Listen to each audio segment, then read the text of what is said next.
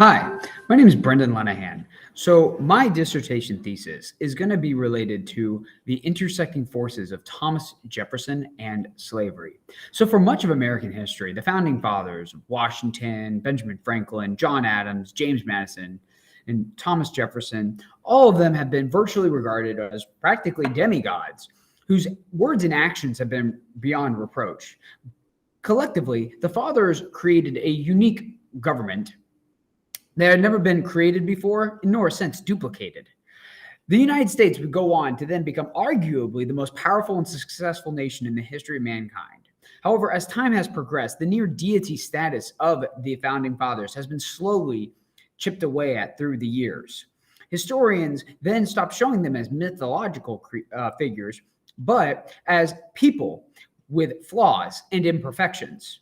Then there was a shift within society more recently, where the founders are no longer regarded as not just heroes or complicated figures. No, they were instead villains. They were slaveholders. And the fact that they owned slaves removed the credibility of the founders. Public opinion has now become judgmental of past contacts as rather than understanding. How could men that promulgated the notion that all men are created equal also benefit from the institution of slavery?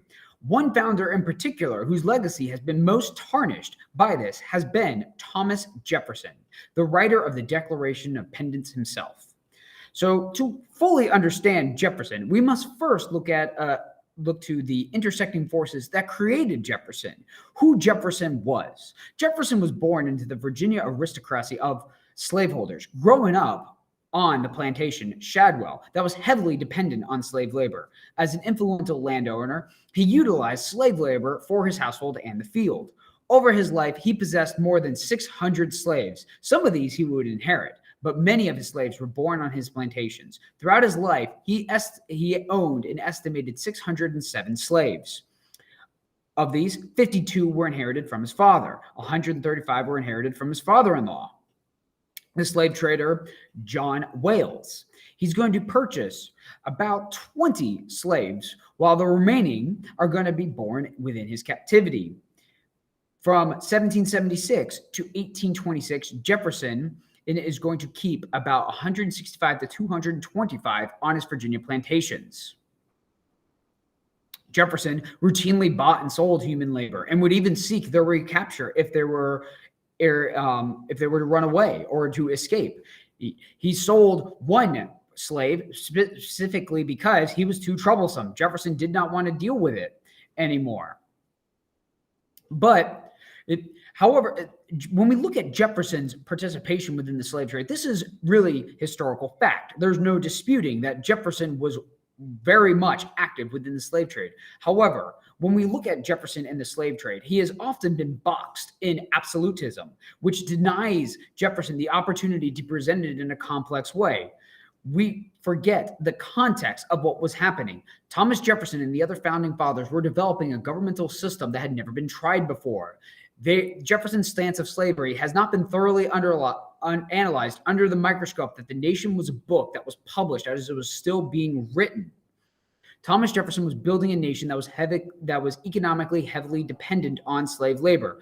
As a slaveholder, Jefferson's position within society was dependent upon the intersecting forces of his race, class, gender, and region. Jefferson's property, his slaves, gave him the status to make change. If he lost his property, he lost his status. He was simultaneously reconciling being a nationalist while also being a slaveholder.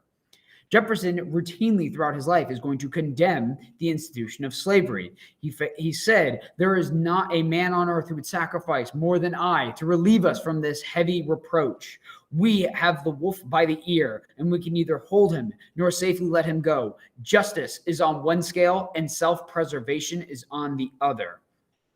Now, when we look at self-preservation, And an argument is to be made that Jefferson meant his country. Now, when the context of the intersecting forces of Jefferson are placed around his paradoxical nature of his belief of natural rights and slavery, this foggy window of Jefferson becomes much more clearer.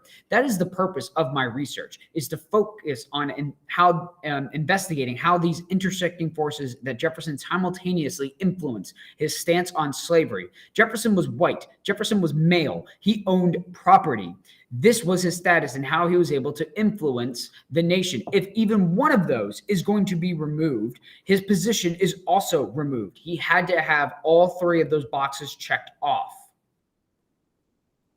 So as my research develops, I'm going to be analyzing how Jefferson, through three specific time periods within his life. First, I want to analyze Jefferson in the 1770s, before the United States is officially created. Then, after the United States is created, following the American Revolution, I want to analyze Jefferson in the 1780s. I want to compare how the intersecting forces changed. How did this change Jefferson's view with slavery? And then I'm going to analyze how Jefferson's later years, his retirement. Jefferson really kind of falls off the face of the earth following 1812. What is he doing then? How does that impact what is going on? Does his viewpoints change? What about the intersecting forces of Jefferson then? Because Jefferson has a completely different view versus slavery than he had then. And you have the Missouri Compromise coming about.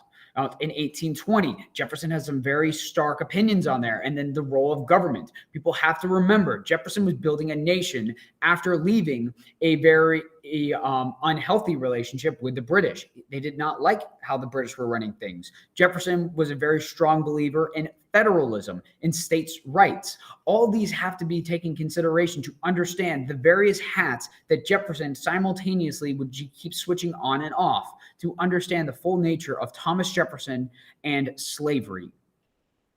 Thanks for watching.